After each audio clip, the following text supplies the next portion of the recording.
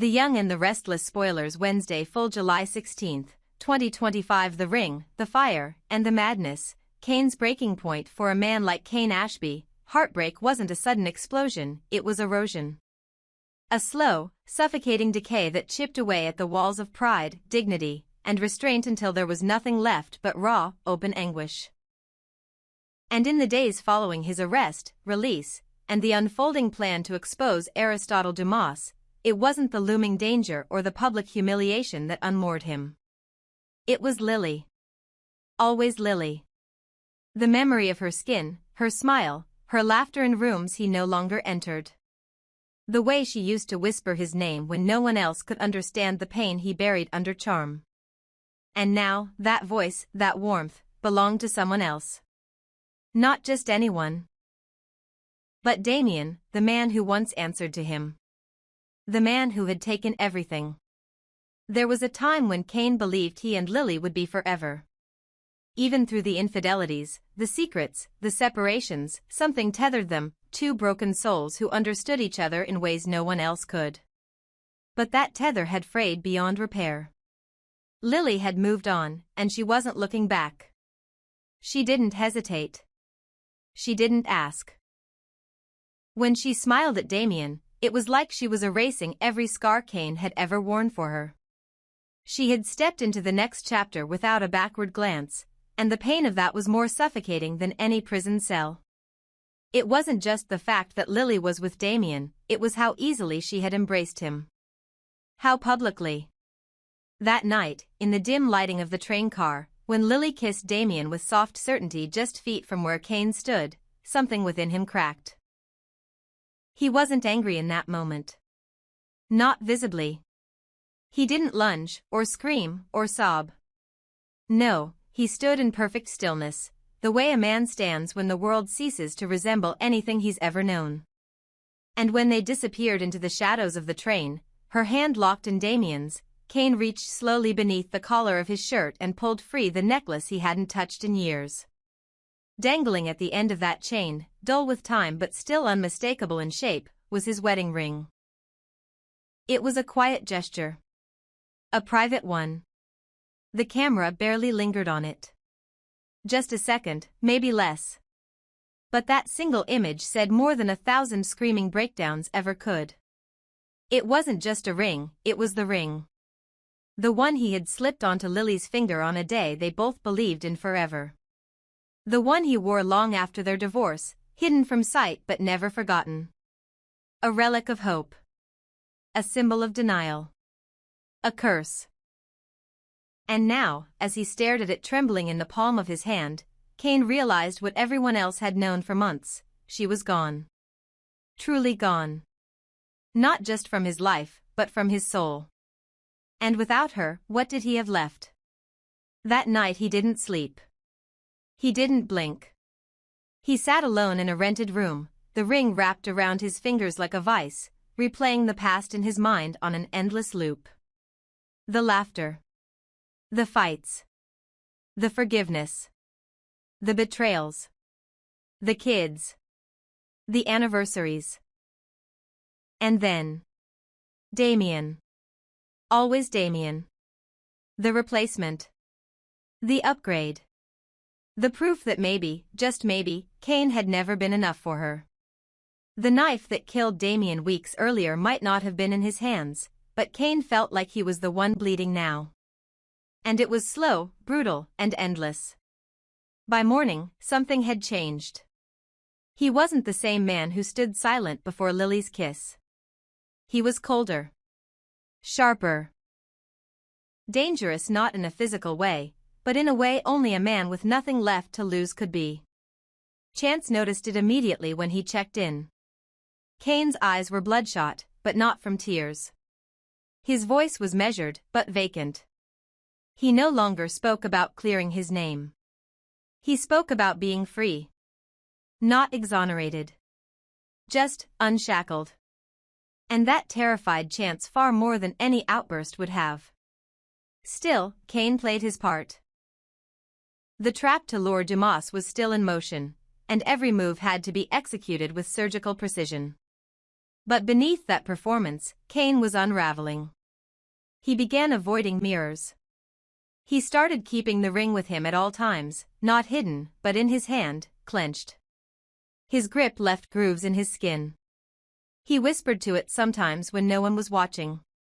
And worst of all, he began to believe that Lily owed him. That her happiness with Damien wasn't just betrayal, it was theft.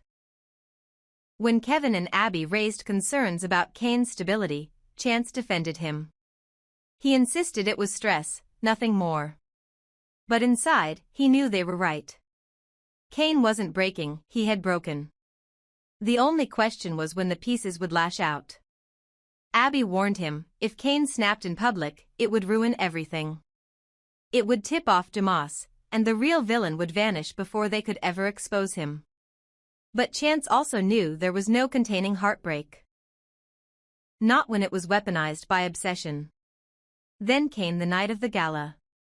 It was supposed to be a celebration. A distraction. A public stage for Kane to appear rehabilitated, at peace, moving forward. Lily arrived, radiant, with Damien on her arm. And Kane, dressed in black, watched them dance with a calm so still it was unnatural. The ring was in his pocket. Heavy. Burning. Every time Damien touched Lily's waist, Kane's jaw tightened. When they kissed under the chandeliers, something inside him howled, but he didn't move. Instead, he waited until Lily passed near him, alone, looking for champagne. And when their eyes met, Kane simply said her name, just once. She paused. He stepped closer. And then, silently, slowly, he reached into his pocket, pulled out the ring, and pressed it into her palm. Her hand trembled, just slightly. I held on to it, he said, barely audible. Because I thought one day, maybe. She didn't answer. She didn't have to. She looked at him not with hatred or fear, but pity. The final nail in the coffin of his heart. And as she walked away, Kane turned toward the open bar, poured himself a drink, and stared into the glass like it was a gateway to another life. A life where things had gone differently. Where he hadn't lied. Where she hadn't left. Where he wasn't invisible. But that wasn't this life. In this one, he was alone. And somewhere in the shadows, Dumas was watching, amused, perhaps, by the spectacle. Because this wasn't just a sting operation anymore. This was theater. And Kane, broken and spiraling, was becoming a liability. Or maybe, a wild card. The question now wasn't whether Kane would fall. The question was who he'd take with him when he did. The poison in the glass. Betrayal in the maze. The evening air hung heavy over the stone pathways of the old European maze, its high hedges casting elongated shadows that twisted and slithered under the moonlight. It had once been a place of serenity, but tonight, it was a stage. A stage for confrontation, for jealousy, for something darker. Kane Ashby knew at the moment he stepped onto the gravel path. This wasn't just another conversation. This was going to end badly, one way or another.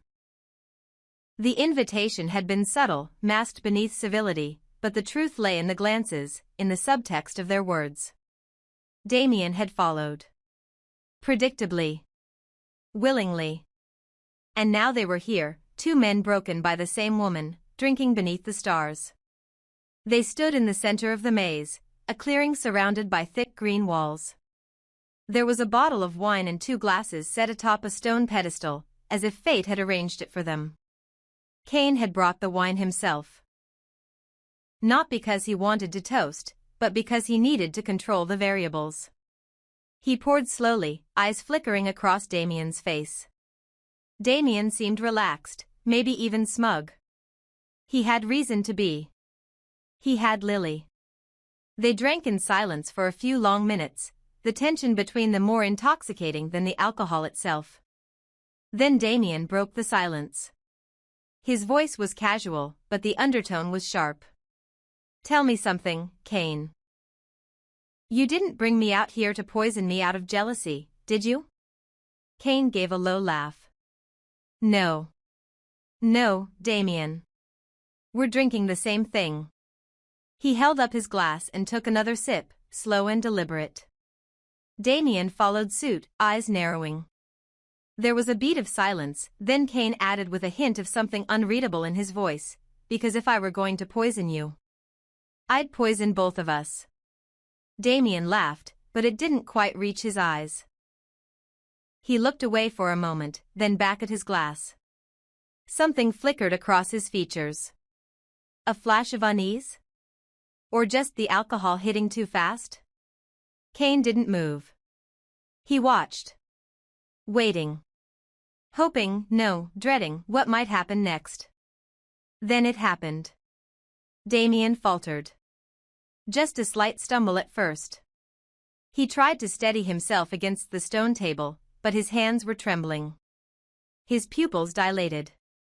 He looked at Kane, confusion flooding his expression. What's going on?" he gasped. Kane's brow furrowed, his calm cracking for the first time. He stepped forward, catching Damien as his knees buckled. His voice rose, not with guilt, but with fear. "Damien? Damien." The man collapsed, unconscious, or something close to it. His body lay limp, breath shallow, his face flushed with something that looked eerily unnatural. For a moment, the entire world froze. It looked bad. It looked very bad. Kane, kneeling over the man who had just seduced the love of his life, alone in a secluded maze, after sharing drinks and cryptic words about poisoning. To anyone watching, the conclusion was obvious. But Kane wasn't watching through their eyes. He was watching through the lens of panic. This wasn't supposed to happen. Not like this. Damien wasn't supposed to drop. The wine, they drank the same wine, he made sure of it. The bottle had been sealed, untouched. Unless. His mind raced back to earlier that evening. To the moment before Damien arrived, when Kane had set the glasses down. Had someone been there before him? Swapped a glass? Tampered with the setup?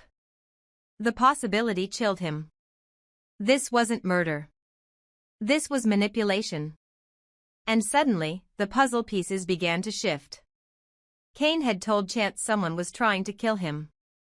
That ever since the Dumas conspiracy unraveled, he'd felt the net tightening. Messages, subtle threats, shadowy movements. And now, someone had struck, not to kill Damien, but to frame Kane. And the trap was brilliant. The motive? Obvious. Kane, the jealous ex-husband, publicly humiliated, emotionally unstable, bringing his romantic rival into an isolated space, speaking in veiled threats, and then Damien collapses. It practically screamed guilt. And if Damien were to die, it would be the final nail in Kane's already shattered reputation. But what if Damien wasn't the target? Kane's breath caught. What if the poison wasn't in the wine at all, but in the glass? Two identical glasses, but only one laced with something. Something odorless. Tasteless. Fast. Kane had taken his glass automatically, the one on the left. He had no idea if it had been tampered with. But Damien, perhaps with the slightest shift or coincidence, had taken the other. The realization hit him like a truck. He was supposed to be the one on the ground. That changed everything. As sirens in the distance began to wail, someone must have called for help. Kane stood up and took a step back, mind spinning. If someone was trying to silence him, this was the perfect method. Kill Kane, leave Damien as the shocked witness, and let the world move on, the only man who could expose Aristotle Dumas buried in foreign soil. But the plan had failed. Damien had drunk the wrong glass.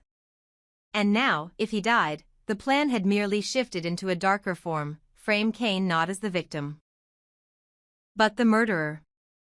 By the time Chance arrived on the scene, Kane was already spiraling, gesturing wildly, his voice cracking with a mixture of terror and conviction. "I didn't touch him. I swear to God, I didn't do anything." Chance knelt by Damien, checked his pulse, called for a medical team. Damien was alive. Barely. But Kane could see it in Chance's eyes, the same doubt everyone would carry. "What happened here, Kane?" "They tried to kill me," Kane whispered. "I told you, didn't I?" "Someone is watching. Someone set this up. That drink wasn't for him, Chance, it was for me." "Then why the hell did you say you'd poison both of you?" Kane hesitated. Because I thought that if he knew I was serious, he wouldn't suspect it. I was playing a game. But I didn't know someone else was playing one too." Chance didn't respond. Not immediately. He looked around the maze, eyes scanning the shadows. Too many exits. Too many variables. It was the perfect stage for murder. And for deception. Later that night, as Damien lay unconscious in a hospital bed and Kane was once again taken in for questioning, the pieces of the true narrative began to take form. Surveillance footage was mysteriously corrupted. The wine bottle had no traces of poison, but the rim of the glass Damien used? Laced with a paralytic agent. Temporary. Non-lethal. But intentional. The poison had a target. And that target was Kane Ashby. But the real question remained, who wanted him dead? Was it Dumas furious at the bait Kane had become? Was it someone closer, perhaps even someone within Genoa City who had more to gain from Kane's silence than anyone realized? The possibilities were endless. And now that Kane had escaped death again, the predator would surely strike harder, cleaner, and soon. As for Damien, he would survive. But nothing would ever be the same. Because now, everyone had seen it, the fire in Kane's eyes when he watched Damien collapse. The crack in his voice. The panic that may or may not have been real. And the ring still clenched in his hand. The question no one could answer now wasn't who tried to poison Kane. It was whether Kane, deep down, wished it had worked. The second glass in the hidden blade, Kane's quiet war. What if Kane Ashby wasn't the man everyone thought he was? What if the broken-hearted ex-husband, the wrongfully accused, the framed pawn at the center of Damien's collapse was playing a game more dangerous, more deliberate, and more devastating than anyone had yet dared to consider? Because now the pieces didn't just fall into place, they slid there, like chessmen in the hands of a master. Damien was still alive. That was important. But more important was that everyone believed Kane might have wanted him dead. And that belief, fed by 1,000 misinterpreted glances and the slow-burn fury of a man scorned, had become a narrative with momentum all its own. Kane didn't need to kill Damien. He just needed the illusion of intent, the echo of threat, the question whispered in back rooms, did Kane do it? Because while everyone chased that question, they weren't asking the bigger ones. Like why Kane had brought Chance into the labyrinth that night. Or why, despite being shaken by the poisoning, Kane seemed almost eerily composed once Damien was carted off. Or why Phyllis Summers, of all people, had suddenly re-entered the story, carrying secrets that could shatter the carefully crafted facades of the Newman Empire. Phyllis had said more than she should have. But Kane was counting on that. In the haze of whispered guilt and moral righteousness, Phyllis needed someone to unburden herself to, and Kane had always been that slippery figure with just enough charm and just enough ruin to be both safe and dangerous. She told him everything, how Newman Enterprises had quietly investigated Damien's sudden real estate acquisitions in Genoa City, how Victor himself had flagged the rapid expansion as a potential front for laundering or worse, and how someone, an associate linked to Damien, had been seen making cash deals under a fake name tied to Holden Novak. Holden Novak. The ghost with muddy footprints. A name no one had spoken in Genoa City for over a year, presumed to be a failed con artist, a whisper in the corners of club society, a man who had once owed Kane a favor, and who now, apparently, was back. But back doing what? If Phyllis's information was accurate, Holden had resurfaced just before the poisoning incident. He'd been spotted meeting someone near the waterfront. someone with ties to the Dumas cartel. And then he vanished again, only to reappear hours later, near one of the Newman-owned properties that Damien had quietly purchased under a shell corporation. And Kane? Kane didn't seem surprised. Not at all. That's when Chance began to feel the familiar chill of manipulation tightening around his neck. Maybe this wasn't a game about love, or betrayal, or even survival. Maybe this was something far more meticulous. Because Kane had always been clever. But lately, he'd been calculated. The poisoning? It wasn't a misstep, it was a mirror. Something to reflect public suspicion back onto Kane just enough to muddy the waters. It bought him time. Sympathy. Freedom. And while everyone was busy questioning whether or not Kane had tried to kill Damien in a drunken haze of jealousy, Kane was quietly laying groundwork. Talking to the right people. Visiting the right properties. Asking the wrong questions to the right men. Whispering things into ears that never made it to the press. Why? Because Kane didn't need to be innocent. He just needed to look unstable enough to disarm suspicion, while being sharp enough to pull strings behind the curtain. And the strings were pulling tighter now. At the center of it all, Holden Novak. If what Kane suspected was true, Holden wasn't just a pawn. He was the blade. The man who delivered messages in the form of accidents. The man who had cleaned up after more than one mistake in the Dumas empire, and who now might be trying to clean up Kane. Unless, of course, they were working together. Because no one had seen Holden the night Damien collapsed. But someone had turned off the surveillance camera at the vineyard an hour before. Someone had tampered with the wine glass. And someone had moved a body 3 days earlier from a hotel in Marseille, connected to the same real estate holding group Damien had used. So what if Kane knew about the attempt on his life? What if he invited it? And what if Damien just happened to pick the wrong glass? The idea began to take root inside Chance like a poison of its own. He'd been so focused on protecting Kane, on proving his innocence, that he hadn't considered the possibility that Kane wasn't playing defense at all. He was playing offense. And it made sense. Every move. Every word. Kane's whispered panic. His calls to be believed. His insistence that he was being hunted. He wasn't being hunted. He was baiting the hunter. Which left just one question, for whom? Newman? Dumas? Or someone no one had even seen coming? Because there was another whisper surfacing now, tied to Lily, to Chancellor Winters, to the billions sitting beneath the surface of Genoa City's corporate waters. Someone was moving pawns in a game too large for any one player. And if Kane wasn't the king, he was damn well trying to take the throne. He'd laid his groundwork in whispers. He'd gotten Phyllis to talk. He'd gotten Damien to fall. He'd gotten Chance involved, first as ally, now as unwilling accomplice. And if Holden Novak was back in town, there was a job being done behind the scenes. Someone was being watched. Or silenced. Or worse. And somewhere, quietly, Kane Ashby was already planning his next move. Because in the end, it didn't matter who drank the poisoned wine. All that mattered was who poured it.